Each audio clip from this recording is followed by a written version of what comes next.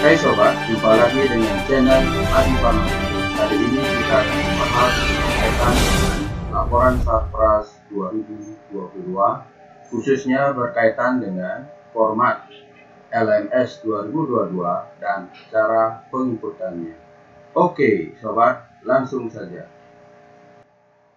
Oke sobat, sebelum kita membahas berkaitan dengan format laporan mingguan Sarpras tahun 2022, perlu kami sampaikan apakah yang menjadi perbedaan antara laporan mingguan Sarpras tahun 2021 dengan tahun 2022. Untuk laporan mingguan Sarpras tahun 2022, yaitu terjadi pengurangan kolom dari 65 menjadi 60. Kolom yang dikurangi adalah rencana pekerja dari jenis kelamin 3 kolom dan rencana pekerja dari kelompok sasaran 4 kolom, dan pada realisasi kelompok sasaran ditambah pekerja dari kelompok berpenyakit menahun disingkat dengan KBRPM.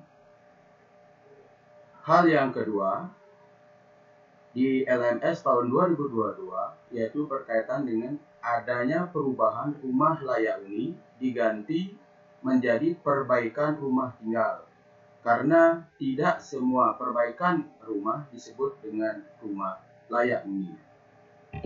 Berikutnya, di LMS tahun 2022 yaitu ada tambahan kolom baru, yaitu keterkaitan dengan program lain di kolom 17. Apakah jenis kegiatan X termasuk program ketahanan pangan atau stunting, atau rumah layak huni, atau tak terkait program? Nanti pilihannya pakai don't drop. Dan yang terakhir yaitu untuk LMS 2022 yaitu berkaitan dengan progres fisik ditambah satu pilihan yaitu 99%. Artinya jika progres fisik di lapangan sudah selesai tapi data belum komplit maka diisi 99%, tetapi kalau di lapangan sudah 100% dan data sudah terisi maka dipilih 100%. Oke sobat, jadi sebelum kita membahas cara pengisian format laporan Sarpras tahun 2022, jadi perlu teman-teman pahami juga berkaitan dengan beberapa hal nanti yang akan teman-teman temui di dalam proses penginputan. Nah, di dalam laporan mingguan Sarpras 2022 ini yaitu juga terdapat bidang. Nah, dalam hal ini bidang itu nanti di dalam format penginputannya itu banyak disingkat. Sebagai contoh yaitu untuk pelaksanaan pembangunan desa nanti disingkat dengan PPD. Kemudian pemberdayaan masyarakat nanti akan muncul di sana adalah PEMMAS. Kemudian juga bidang Sarpras pelayanan sosial dasar akan muncul Sarpras PSD. Kemudian Sarpras ekonomi desa disingkat Sarpras EKDES. Kemudian Sarpras lingkungan disingkat dengan Sarpras Ling. Kemudian di samping bidang juga ada rincian bidang. Nah, di sana rincian bidang itu meliputi ada Sarpras umum, ada Sarpras PSD, kemudian ada Sarpras ekonomi desa EKDES, kemudian Sarpras lingkungan, Sarpras lainnya, dan pemberdayaan masyarakat. Nah, di samping bidang dan rincian bidang, juga di sana ada kegiatan yang harus dipilih. Di dalam format LMS 2022 itu di sana terdapat 65 jenis kegiatan. Apa saja kegiatannya? Yaitu meliputi pertama adalah berkaitan sebagai contoh yaitu jalan poros dusun, satuannya meter, bidangnya adalah PPD, itu rincian bidangnya masuk ke Sarpras umum, kemudian itu digolongkan dalam SDGs nomor 9. Kemudian itu sampai dengan nomor 14 itu tambatan perahu itu masih masuk dalam Sarpras umum. Ini adalah bagian dari data doktron. Berikutnya yaitu nomor 20 sampai dengan nomor 38 adalah yaitu merupakan juga bidang PPD, rincian bidangnya merupakan Sarpras PSD, Jenis kegiatannya dari bangunan air bersih, instalasi penjernihan air, dan seterusnya sampai dengan taman bermain atau ruang terbuka untuk umum. Ya, jadi itu jenis kegiatan di sampai dengan nomor 38. Berikutnya yaitu ada juga rincian bidang sarpras ekonomi desa, yaitu juga termasuk bidang PPD, yaitu diantaranya itu ada embung, sarpras pendukung embung, dan seterusnya yaitu sampai dengan gedung BUMDes. Kemudian berikutnya yaitu yang termasuk sarpras umum, yaitu contohnya balai kemasyarakatan, jaringan internet, dan nah ini juga yang terbaru adalah perbaikan rumah tinggal. Itu termasuk bagian rincian bidang sarpras umum. Oke, kemudian sampai nomor 51 itu ada lumbung pangan. Dan yang terakhir yaitu berkaitan dengan dari nomor 57 sampai dengan nomor 65, yaitu berkaitan dengan jenis kegiatan PKTD. Yaitu khusus untuk kegiatan PKTD ini masuk dalam bidang pemberdayaan masyarakat. Rincian bidangnya adalah juga pemberdayaan masyarakat dan satuannya adalah unit. Apa saja jenis kegiatan PKTD, yaitu masih sama seperti di tahun 2021, yaitu PKTD pertanian perkebunan, restoran dan wisata desa, perdagangan logistik dan pangan, perikanan, peternakan, industri pengolahan dan pergudangan untuk pangan, prasarana umum perhutanan, dan terakhir yaitu PKTD. Nah itu teman-teman ada 65 jenis kegiatan yaitu yang bisa diinput nanti di dalam format LMS tahun 2022. Kemudian hal yang terpenting juga yang perlu teman-teman lihat nanti adalah pengisian di kolom 17. Jadi setelah mengisi rincian bidang, juga teman-teman juga harus mengisi di kolom 17. Apakah jenis kegiatan tersebut yaitu dan rincian bidangnya, kemudian apakah masuk itu kegiatan stunting, apakah masuk dia ketahanan pangan, apakah masuk dalam rumah layak huni atau lainnya. Oke, jadi di kolom 17 inilah isiannya semuanya, teman-teman tinggal pilih, nanti tinggal pilih. Jadi itu berkaitan dengan hal-hal yang perlu teman-teman pahami lebih dulu, yaitu sebelum menginput format LMS tahun 2022. Baik, lanjut teman-teman. Jadi kita akan sekarang membahas berkaitan dengan format dari LMS tahun 2022.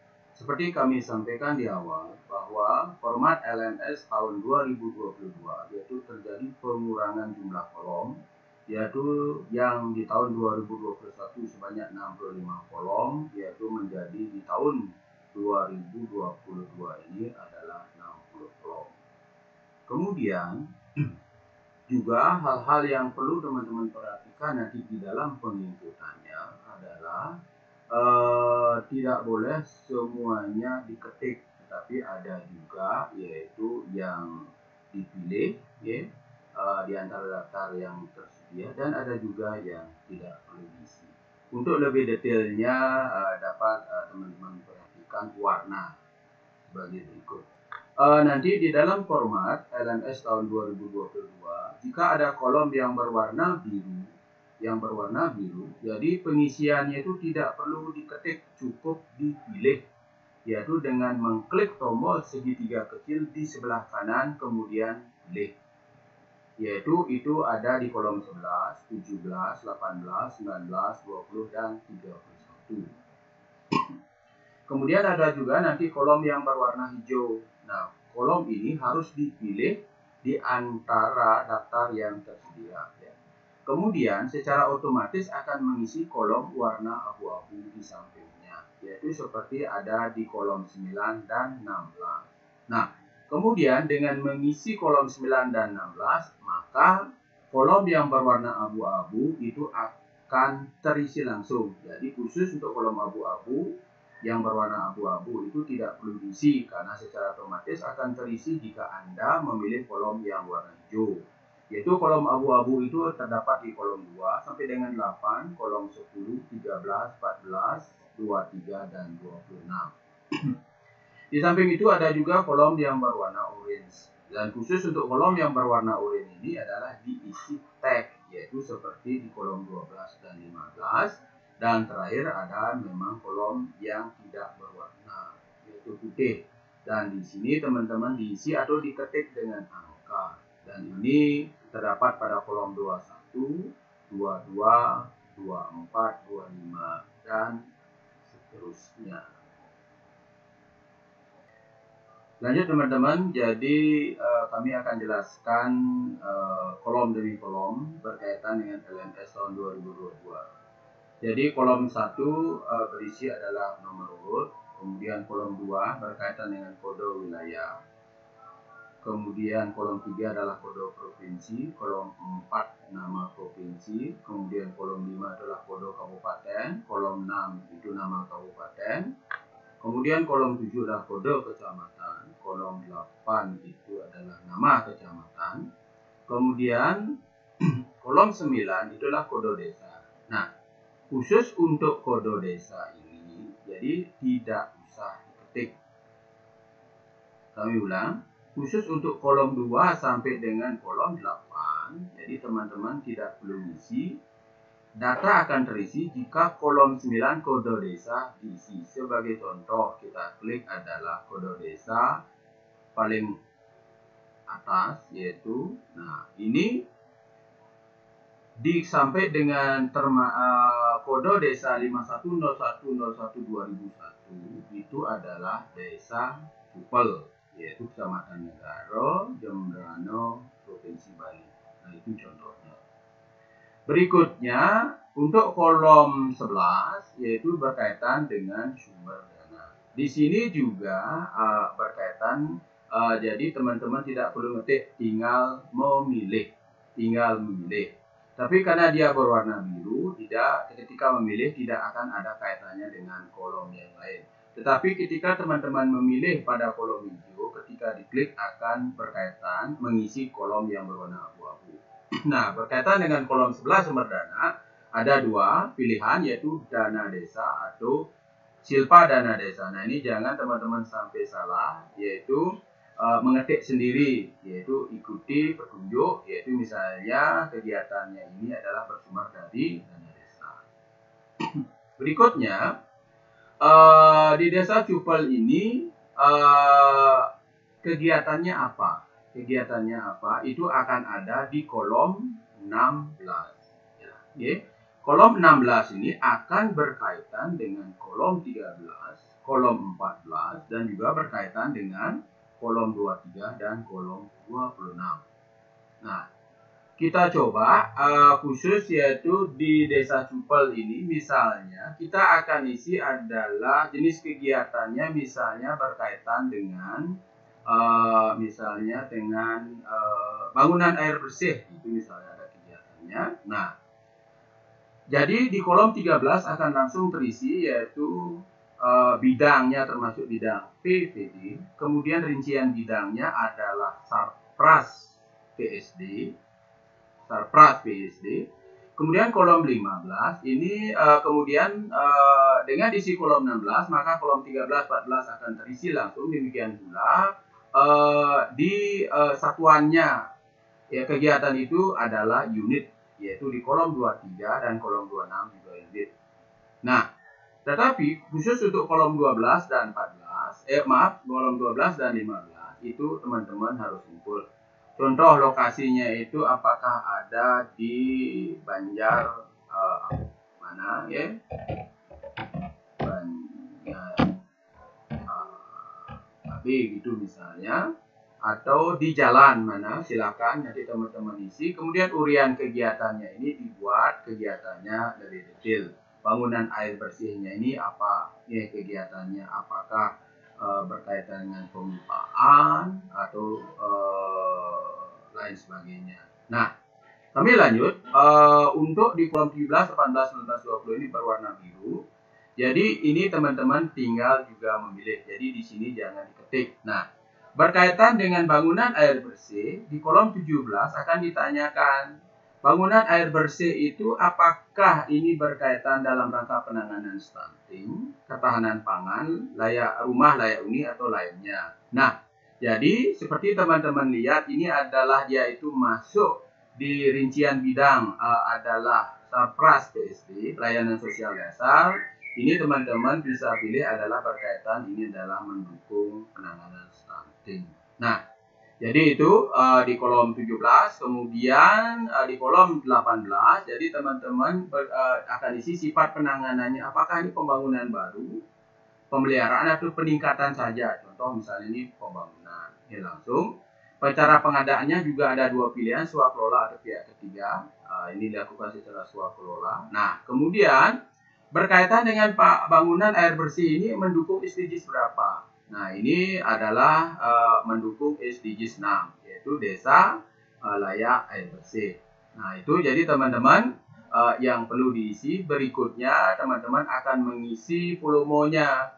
Nah, di sini adalah rencananya, itu adalah kolom 21, diisi rencananya, jumlahnya, yaitu berkaitan dengan kegiatan daripada bangunan air bersih tersebut. Demikian pula misalnya 1 unit, gitu. Kemudian ada realisasi nanti sampai juga diisi nanti rencana biaya, realisasi biaya. Nah, kemudian di kolom 31, jadi teman-teman juga tidak boleh mengisi atau mengetiknya sendiri. Teman-teman harus memilih, yaitu progresnya. Yaitu ada pilihan 0, 10, 20, dan seterusnya. Misalnya ini belum dilaksanakan, berarti progres fisiknya 0. Okay? Jadi nanti diisi juga rencana jumlah HOK-nya, berarti berapa pekerja, kemudian berapa tukangnya, berapa mandor nanti mengerjakan kegiatan tersebut, kemudian realisasi pekerja, tukang, mandor, dan seterusnya. Kemudian di kolom 38, 39, dan 40 ini berbicara besaran upah yang dia terima. Kemudian di kolom 41, 42 adalah total upah yang digunakan untuk membiayai kegiatan bangunan air bersih tersebut. Nah, hal yang sangat penting menurut kami yaitu teman-teman agar benar-benar memperhatikan adalah berkaitan dengan kolom 43, 44, 45 ini berkaitan dengan kolom 46, 47, 48, 49, dan 50. Nah, berkaitan dengan angkatan kerja ini adalah diisi berkaitan dengan realisasi. Jadi untuk pelaksanaan pembangunan bangunan air bersih itu berapa angkatan kerjanya, berapa laki yang bekerja di sana? Apakah misalnya 25 laki? Adakah yang bekerja adalah perempuan kepala keluarga? Kalau ada diisi, misalnya hanya ada, biasanya tidak begitu banyak, misal 3. Kemudian apakah ada yang non perempuan kepala keluarga? Di sini adalah perempuan maksudnya, yaitu yang ikut bekerja misalnya ada. Nah, berarti di sini untuk angkatan kerja itu yaitu ada sekitar 43, ada 43 angkatan kerja. Jadi dari 43 angkatan kerja ini dia itu masuk kelompok sasaran mana? Apakah semuanya ini rumah tangga miskin? Apakah ada yang pengangguran atau setengah pengangguran, ya? Atau yang berpenyakit. Nah, ini yang seperti kita jelaskan tadi, KPK dan juga ada KML, ini adalah kelompok marginal. Oke, kelompok marginal lainnya. Jadi itu teman-teman, misalnya di sini anggaplah di sini ada sekitar 20 orang yang termasuk miskin. Kemudian ada di sini misalnya 20 yang pengangguran.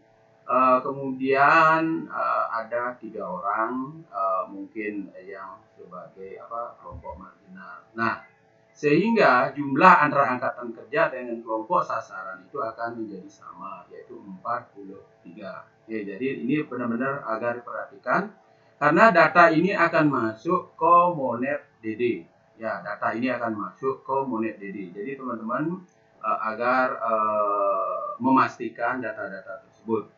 Nah, kemudian di kolom 51, 52 ini berisi berkaitan dengan mulai pelaksanaannya, tanggal berapa selesainya, waktu efektif bekerja total harinya itu, Kemudian jumlah pemanfaat yaitu diisi laki perempuan dan anggota rumah tangga miskin yang memanfaatkan hasil kegiatan tersebut, dan kemudian nanti dilengkapi dengan foto yaitu 0%, 50, 100. Dan di kolom 60 adalah berkaitan dengan keterangan kegiatan.